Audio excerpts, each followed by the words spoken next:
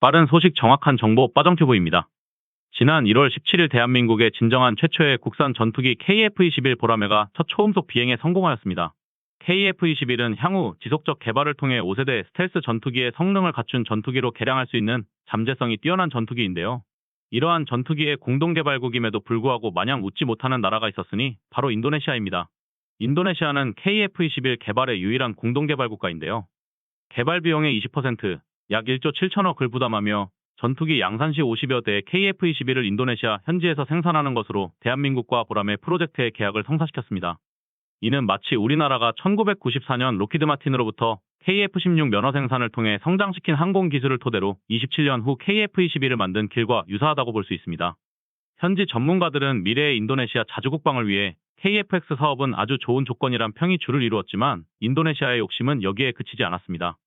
인도네시아의 기술적 기여도가 전혀 없음에도 불구하고 마치 큰 기여를 하고 있는 것처럼 언론 플레이를 함과 동시에 한국과의 협상을 통해 분담금은 줄이고 기술 이전 100% 및 대외 수출권 요구를 주장한 것인데요. 이는 20%의 개발비 부담으로 KF-21의 모든 것을 가져가겠다는 무리한 요구임이 틀림이 없음에도 협상을 유리하게 끌고 가고자 국방부 사무총장과 인도네시아 언론 등에서 KF-X 사업을 열매 없는 사업이라 비난하기 시작했습니다. 이에 그치지 않고 인도네시아의 불만은 계속되었는데요. 분담금을 낮추고 완납 기한을 기존의 계약보다 5년 후로 미뤄달라 한 것뿐만 아니라 남은 분담금을 현금 대신 현물로 지급하게 해달라며 계속해서 무리한 요구를 주장하고 있습니다. 동시에 8천억에 달하는 분담금은 미지급하면서 KF-21의 경쟁자인 프랑스의 라파를 42기 계약하는 모순적인 행태를 보여주기도 하였습니다. 실제로 인도네시아 정부에서 펼친 언론 플레이로 인해 인도네시아 현지에서는 KF-X 프로젝트에서 철수해야 하며 그 돈으로 라파를 더 사는 것이 국방력에 더 낫다는 여론이 형성되기도 하였습니다. 실제로 인도네시아 군사 채널 댓글에는 한국을 비방하는 댓글들이 즐비했는데요. 인도네시아가 고의적으로 분담금을 체납하는 이유는 한국이 기술 이전 약속을 지키도록 압력을 가하기 위함이다. 인도네시아는 KF-X 프로젝트를 떠나고 싶어 하지만 인도네시아가 없다면 한국의 프로젝트가 비참하게 끝나기에 그들이 우리를 계속 붙잡고 있다. 우리가 라파를 구입함으로써 KF-X 프로젝트를 계속하기를 원하지 않는다는 압박을 주었고 한국인들에게 혼란과 패닉을 만들어냈다. 그래서 그들은 고위공무원이 직접 우리 국방부 장관에게 KF-X 개발에서 떠나지 말라고 애걸했다. 우리 인도네시아는 상대하기 쉬운 상대가 아니니 함부로 우리를 건들지 말아야 한다. 한국인들의 50% 이상이 인종차별자들이다. 그들은 아시아에서 자기들이 가장 선진적이라고 생각한다.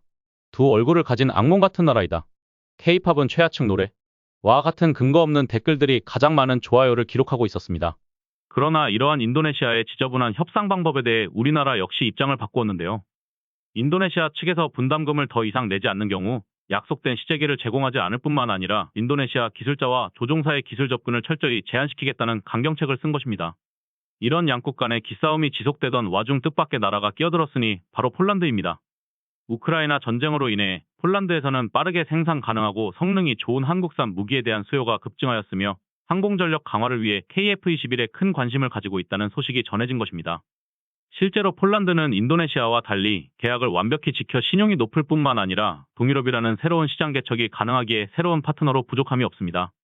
또한 러시아는 우크라이나 침공으로 인해 국제사회로부터 강도 높은 제재를 당하고 있기 때문에 인도네시아가 주장하던 러시아와의 공동개발도 사실상 불가능해지고 말았는데요.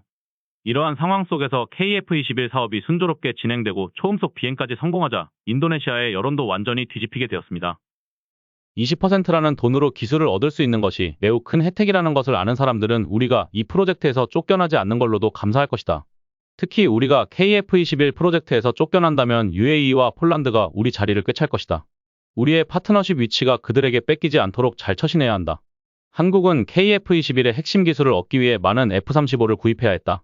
이미 수호이 30을 생산할 수 있는 인도는 지금도 러시아로부터 핵심 기술을 받지 못하고 있으며 터키는 여전히 TF-X용 부품을 찾는데 어려움을 겪고 있다.